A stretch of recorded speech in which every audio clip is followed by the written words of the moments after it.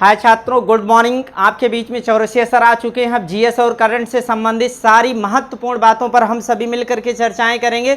देखिए, तमाम प्रदेश के एग्ज़ाम के, आपके उत्तर प्रदेश के एग्ज़ाम के तमाम परीक्षाओं के कैलेंडर जारी हो चुके हैं।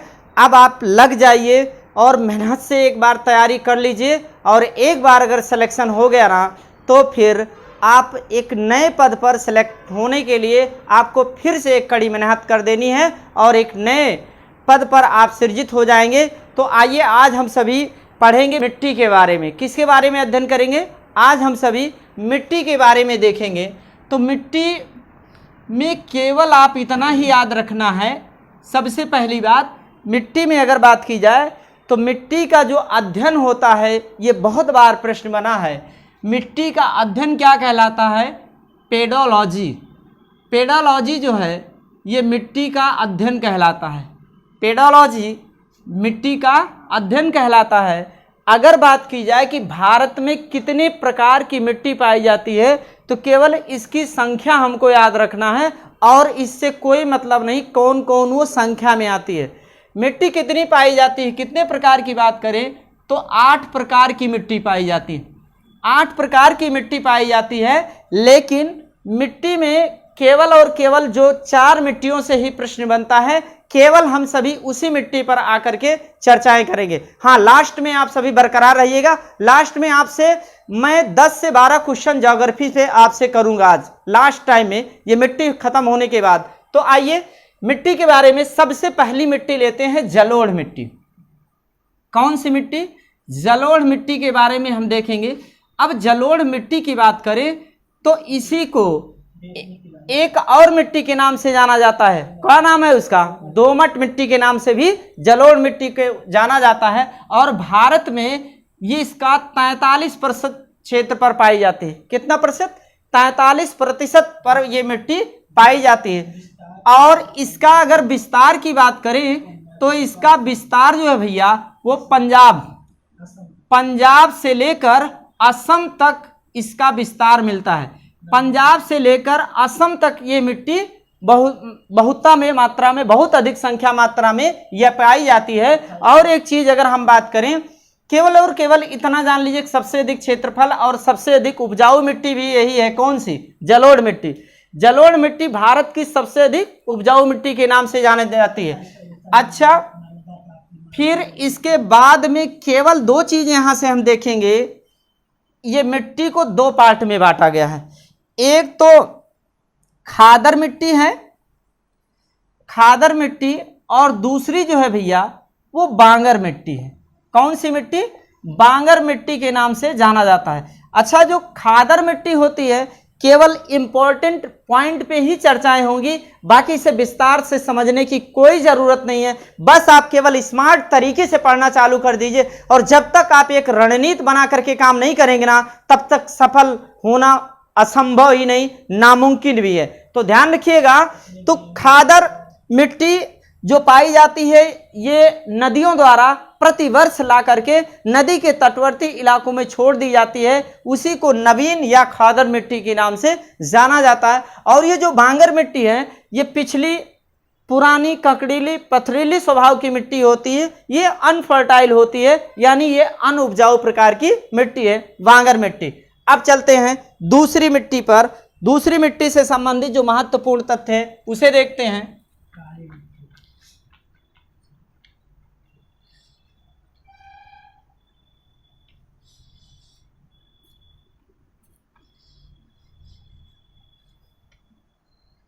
सबसे अधिक मात्रा में जो दूसरी मिट्टी पाई जाती है वो काली मिट्टी। ध्यान रखिए भैया, इसका 3-4 नाम है। इसे रेगुर मिट्टी, कौन सी मिट्टी? रेगुर मिट्टी, कपासी मिट्टी, कपासी मिट्टी, उष्णकटिबंधीय चिरनोजम मिट्टी के नाम से भी जाना जाता है। तो 60 में मैं लिख दे रहा हूं, चिरनोजम मिट्टी, चिरनोजम मिट्टी। और इसे स्वतः जुताई वाली मिट्टी भी कहा जाता है। स्वतः जुताई वाली स्वतः जुताई वाली मिट्टी भी कहा जाता है, स्वतः जुताई वाली मिट्टी के नाम से भी इसे जाना जाता है। ध्यान रखिएगा, बहुत बार एग्जाम में सबसे ज्यादा अगर प्रश्न बनता है तो जलोढ़ मिट्टी के बाद जो दूसरे नंबर का सबसे अधिक मात्रा में एग्जाम में प्रश्न पूछा जाता है, चाहे वो छोटा एग्जाम हो या बड़ा एग्जाम हो, ये आपका रेगुर मिट्टी, कपासी मिट्टी, चिरनोजम मिट्टी और स्वतः जुताई वाली मिट्टी, क्योंकि इसमें दरारें फैल जाती हैं और यही कारण है कि इसे स्वतः जुताई वाली मिट्टी। और जानते हैं उत्तर प्रदेश में काली मिट्टी को करेवा के नाम से जाना जाता है। किस नाम से जाना जाता है? करेवा के नाम से जाना जाता है। ये आपका मुख्यतः जो है यह मिट्टी आपका महाराष्ट्र में मुख्यतः और उसके आसपास के राज्यों में भी पाई जाती है। मुख्यतः जो राज्य है वो महाराष्ट्र। फिर इसके बाद में ये इसका जो निर्माण होता है, इसका निर्माण की बात करें तो इसका निर्माण जो होता है वो चट्टानों के टूटने से, चट्टानों के टूटने से इसका निर्माण होता है। और एक प्रश्न बनता है, सबसे अधिक नमी धारण करने वाली मिट्टी कौन सी है? काली मिट्टी। काली मिट्टी जो है ये सबसे अधिक नमी धारण करने वाली मिट्टी है। कपास के लिए सर्वोत्तम मिट्टी कौन सी है? तो ये आपकी काली मिट्टी। बहुत बार प्रश्न बन चुका है। और कपास के उत्पादन में भारत का पहला राज्य कौन सा है? गुजरात है। चलिए नेक्स्ट मिट्टी की ओर चलते हैं। दूसरी मिट्टी, आइए लाल मिट्टी को देखते हैं।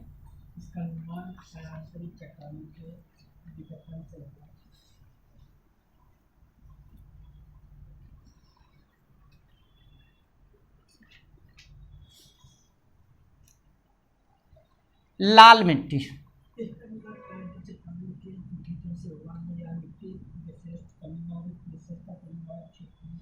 इसका जो निर्माण हुआ है कायांतरित चट्टानों से, कायांतरित चट्टानों से।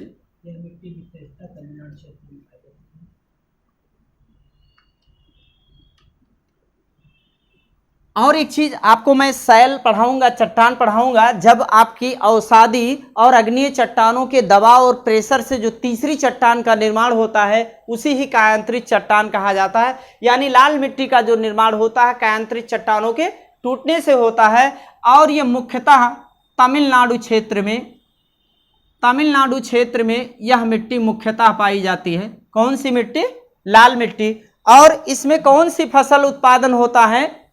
तो बताइए इसमें,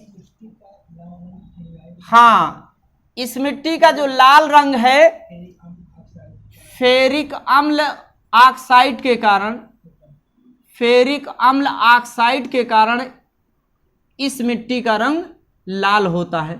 यह भी बहुत महत्वपूर्ण है। इसमें जैसे काजू वगैरह का उत्पादन किया जाता है। लेटराइट मिट्टी में चाय का भी उत्पादन किया जाता है। किसका भैया? चाय के उत्पादन में भी लेटराइट मिट्टी, चाय उत्पादन में। चलिए दूसरी मिट्टी के बारे में देखते हैं।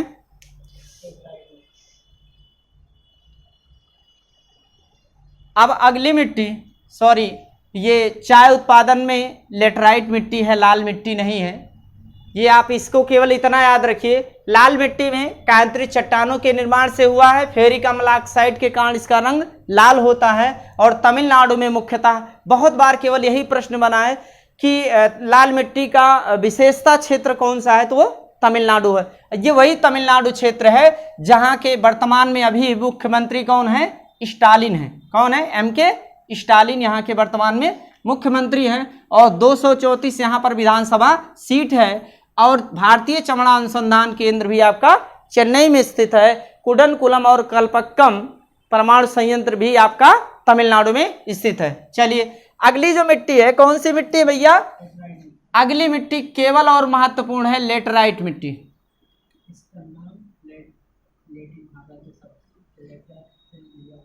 अब यहां से लेटराइट मिट्टी की बात करें तो लेटराइट मिट्टी में जैसे ये लैटिन भाषा के लेटर से बना हुआ है, लेकिन आपका ये कोई महत्वपूर्ण नहीं है।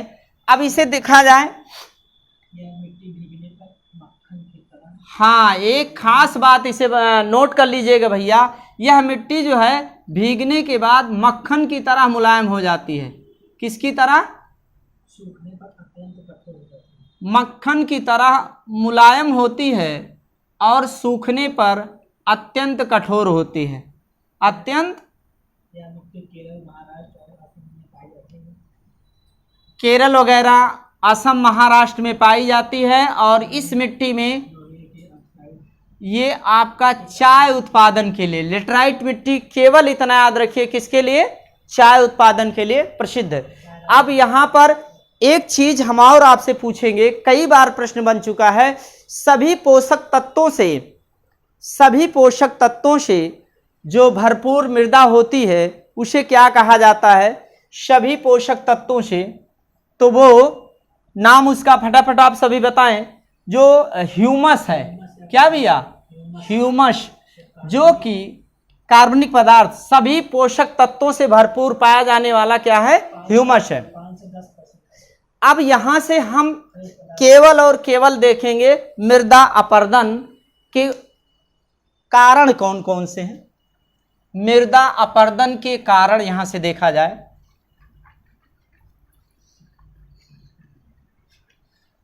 मृदा अपरदन के कारण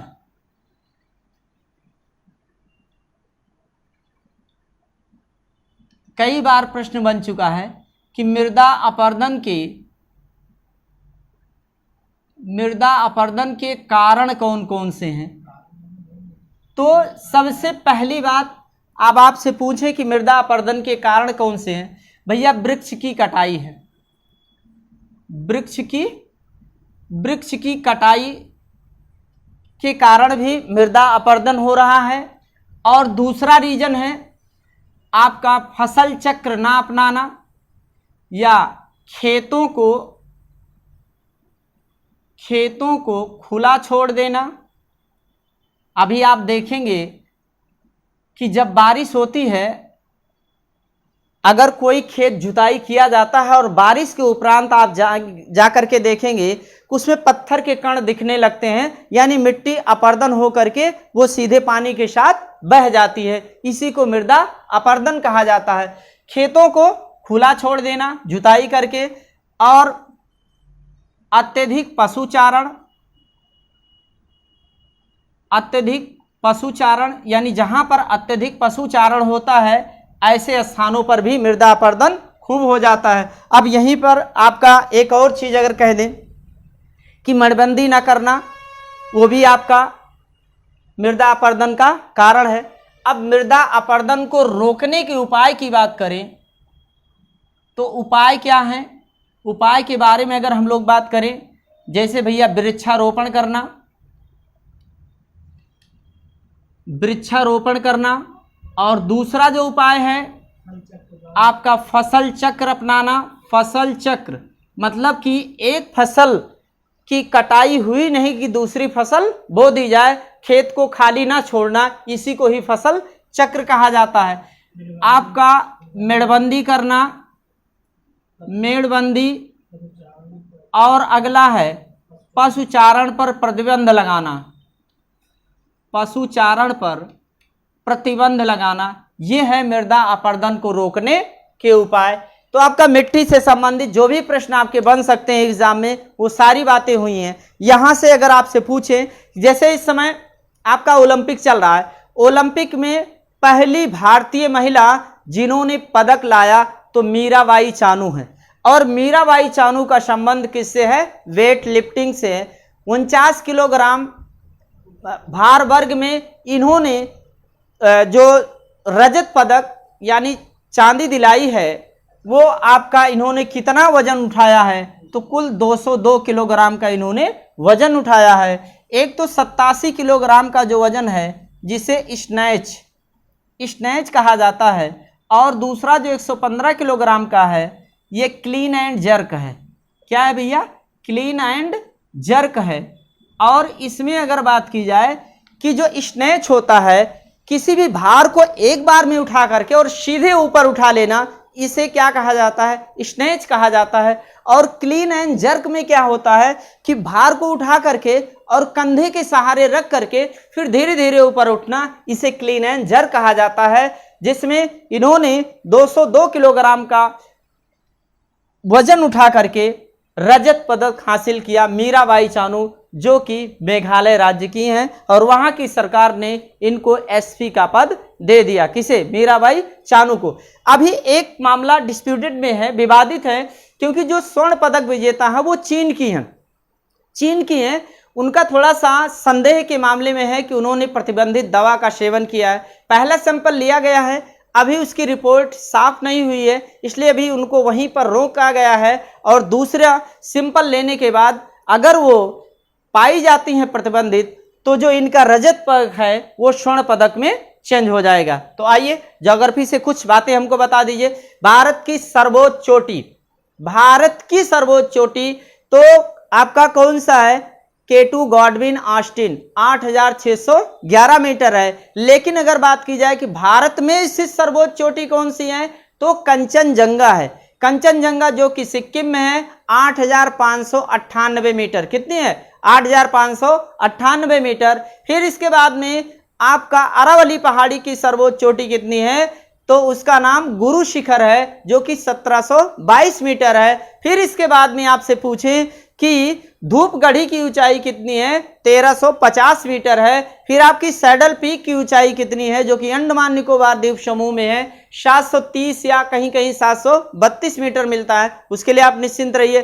फिर इसके बाद में दक्षिण भारत की सर्वोच्च चोटी कौन सी है? तो दक्षिण भारत की सर्वोच्च चोटी अनायमुदी है, जो कि अन्नामलाई पहाड़ी पर स्थित है और केरल राज्य में है, जिसकी ऊंचाई कितनी है? 2695 मीटर। फिर इसके बाद में दक्षिण भारत की दूसरी सर्वोच्च चोटी कौन सी है? डोडा बेट्टा, जो कि नीलगिरी पहाड़ी पर और किस राज्य में है? तमिलनाडु में, और 2637 मीटर है। कितना है? 2637 मीटर। एकदम अपने आप को त्याग दीजिए, एकदम से लग जाइए और 100% दीजिए, सफलता तभी मिलेगी आपको। जी ओके, बहुत बहुत धन्यवाद, थैंक्स।